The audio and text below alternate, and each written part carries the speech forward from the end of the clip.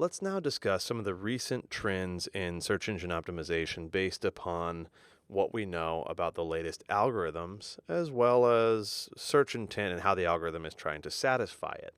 So in 2013, the algorithm Hummingbird was launched by Google, which looks beyond just individual words and rather looks at the entities associated with those words. That is, it looks for relationships between concepts and tries to understand the words that you use the way that another human might.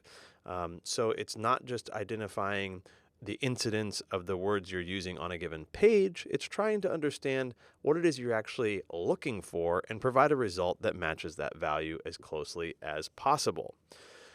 In a world where we are querying a search engine that has that kind of capability, we have to ask ourselves, what are some of the impacts? What are some of the behaviors and features that we see that are either enabled or developed on account of this?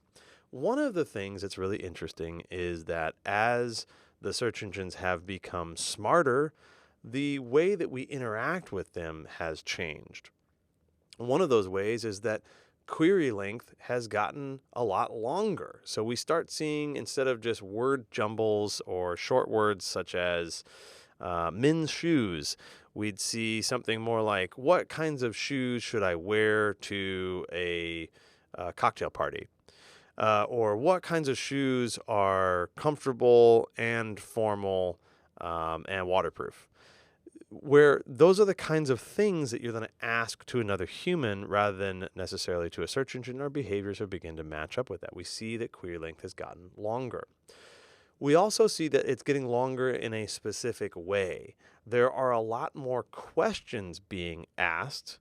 And you can see this graph represents year over year growth. These trends have persisted for the last few years. When people are querying things, we see a lot of growth in the how does this work, or who is this person, or where can I go for some bit of information. People ask questions and they expect answers from the search engines to be similar to the way that we'd talk to another human. And the thing that's interesting is that starting around the same time as Hummingbird, we began seeing the incidence of these featured snippets. So featured snippets are Hummingbird's effort to answer those questions. Now imagine this.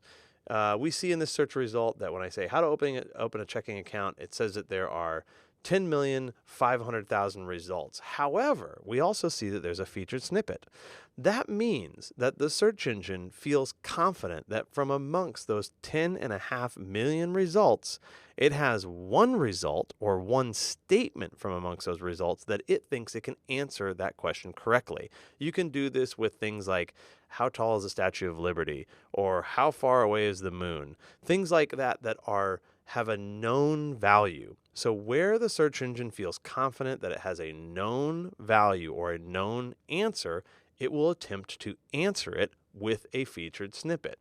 So we also know that the people also ask box represents other featured snippets. So here, Hummingbird is not just taking a guess at what the correct answer to your question is, but it's also saying, here are other things that I understand to be related to the question that you asked. So the entity of checking account exists within a relationship map to things like free checking accounts and how to open a checking account and how to start your own bank. Maybe that's a little far off. But either way, there's some other questions that it perceives as being highly related to them.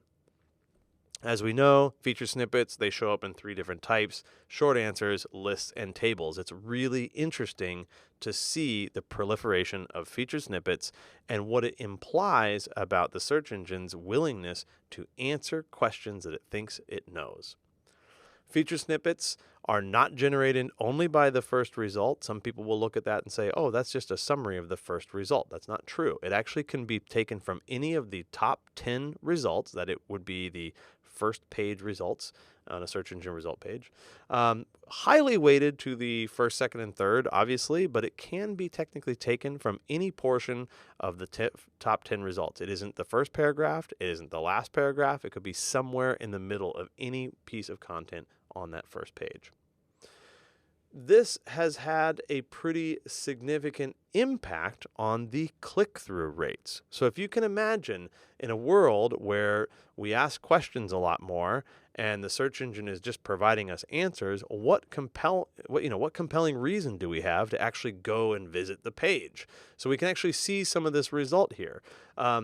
On the left-hand side is mobile devices, and on the right-hand side are desktop devices. The gray areas represent where there is no click on the page. There's no click-through to a page.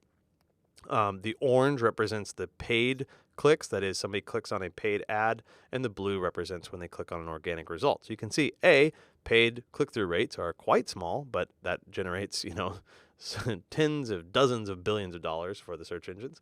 But on mobile devices, where the screen that you get to on a search engine result page after you ask a question has a feature snippet on it or a SERP feature, you tend not to click on it. So it is a significant change in terms of the competitive landscape where these feature snippets are.